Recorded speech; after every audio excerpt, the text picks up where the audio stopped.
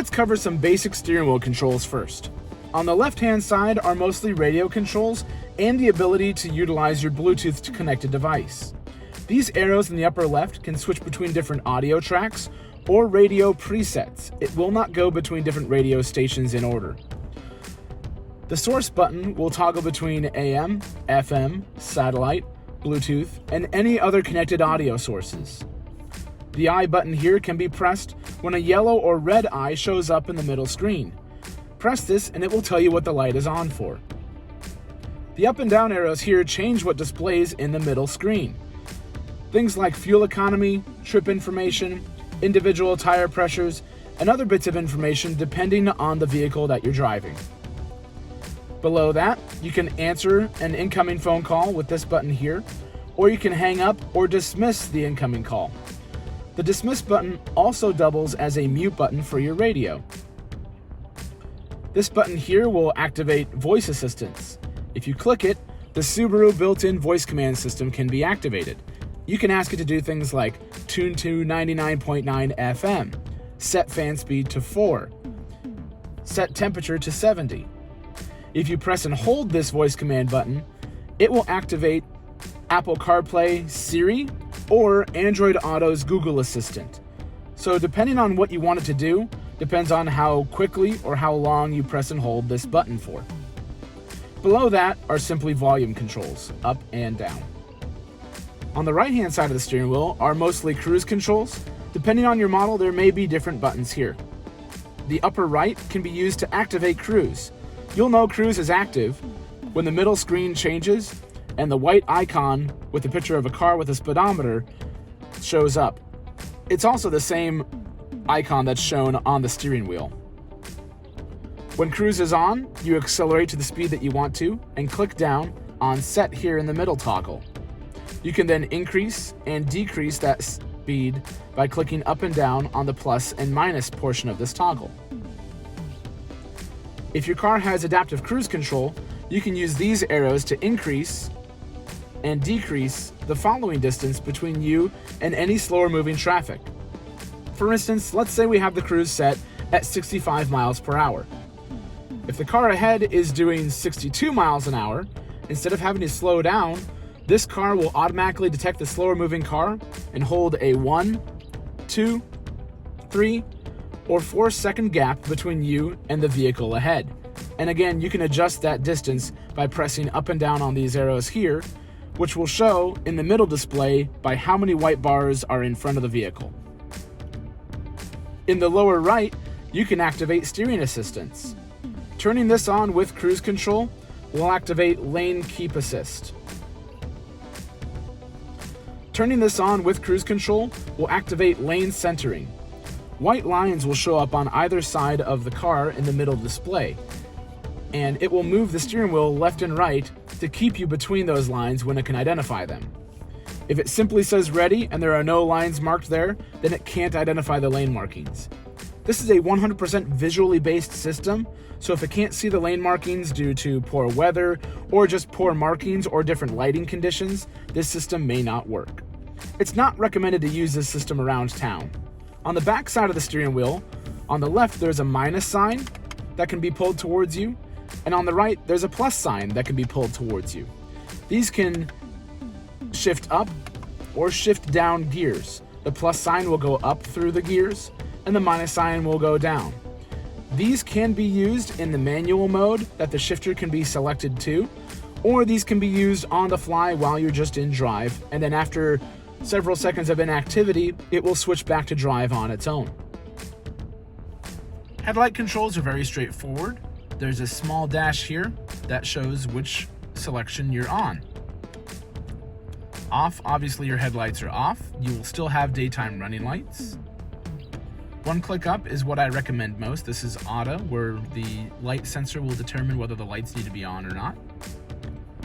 One more click up from there will be parking lights, which is essentially all of your interior and exterior lights with the exception of your headlights.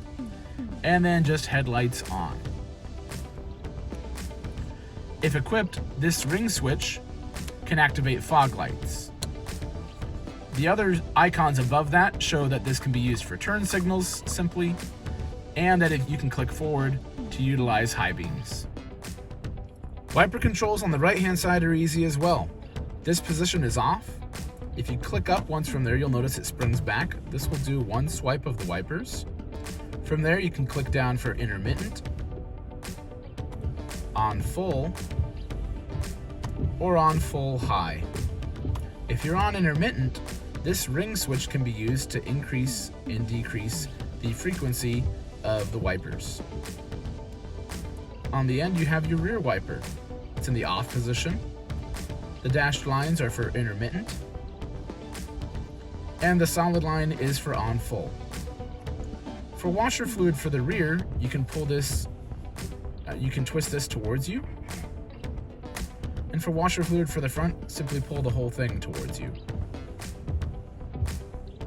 The big screen in the Subaru Ascent is command central for nearly all of your options, and it can get a little bit daunting seeing this, but I'll show you a few things that should make this much easier to work. Plus, between voice commands and utilizing the steering wheel controls that we just went over, you hardly have to press this while you're driving. We'll start at the bottom. These climate controls always remain here regardless of what's going on in the middle. I can manually increase and decrease the fan speed from here, or if I touch this white box, it brings up a whole menu of where the air is going, where the air is coming from, all those other different options to get your cabin set the right way. However, this is a lot to use while you're driving, so I recommend utilizing this automatic feature. If you press auto, the system will change the air, where it's going, where it's coming from, all those other different systems to get our cabin to 68 degrees as our target temperature. If that's not warm enough, we can increase the temperature, and it will increase the fan speed and change the temperature of the air coming out of the system to get us to this new higher temperature. If that gets too warm, I can simply bring it down and it will back off and change on its own automatically. And because these are physical buttons that we can change that with on the side, it just stays in that automatic mode and changes regardless of what kind of temperature it is outside or inside the car. Makes it a lot easier to use. The rear does have its own specific control, but again, I like using it with the actual climate control system in this automatic mode anyways. The rear does have their own controls on the back side of the center console, which makes it easy for them to use. And if there's nobody back there, you can press this rear on-off switch to disable that. Above your heated seats and climate controls is the home button. This is the easiest way to get back to this main screen that we have here. But down here on the lower left, this is a shortcut for vehicle settings, so instead of digging into the main settings on the screen, these are mostly what you're going to be using for vehicle controls, safety systems that are all turned on, and other settings. And to get back to the main screen, again, just tap that good old home button down there. Over here in the lower right, you have settings for different connected devices, so you can change between them. And you can set up different driver profiles in the vehicle. The default is just going to be the same for everybody, but you can create specific driver profiles for radio settings and other features to be tied to that person's preferences. Getting your tunes going is pretty easy with the radio. You can select FM, AM, or satellite, and you can still tune in stations here on the right. Once you find a station that you'd like, press and hold, and it will save it as a preset.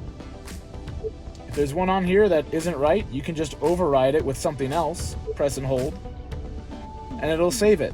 This works for FM, AM, and satellite radio stations.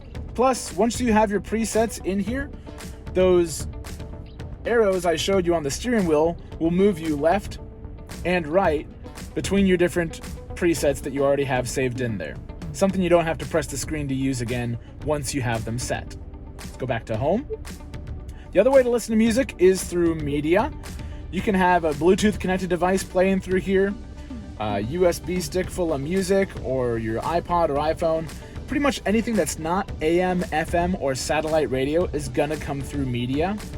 Otherwise, if you have an Apple device with Apple CarPlay, or an Android device with Android Auto, where this settings icon is, you'll see Android Auto or Apple CarPlay show up on the main screen. If you're listening to music off of your phone, it is much easier to listen and control it through the Apple CarPlay and Android Auto apps respectively. Plus, you can utilize voice commands from your steering wheel to activate either Siri or the Google Assistant to control those applications without having to mess with the screen. When a connected phone is in here, you'll see recent calls, favorites that you can save, and the entire phone book downloaded here. You have to opt into all of those things when you're setting up your phone. When you go to add a device, it'll actually walk you through the steps here. So instead of going on about that, just follow the steps. It's rather simple. With the phone book, it's important to note that any contacts that you have in your phone at that time will show up as they're listed.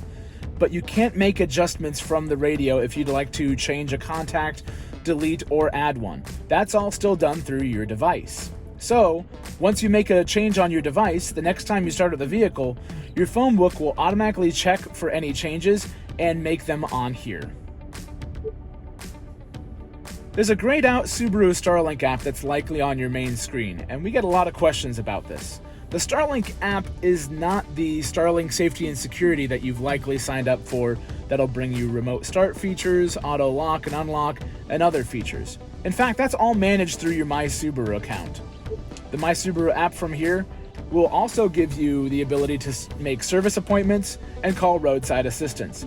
But the Subaru Starlink app that's grayed out was essentially Subaru's early version of Apple CarPlay or Android Auto. So, if you'd like to move that, this screen is able to be customized. Simply press and hold on any of the icons, and then you can move things around in this edit mode. I'm going to drag this to the second screen so we don't have to worry about it anymore. And then press the home button when you're done, and all your changes are saved.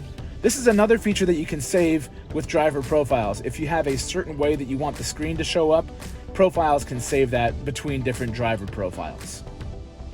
Car info is an easy one. This shows different information about the vehicle, what angle you're at, what your all-wheel drive system is doing, and you can see your maintenance when you're due for an oil change and things like that.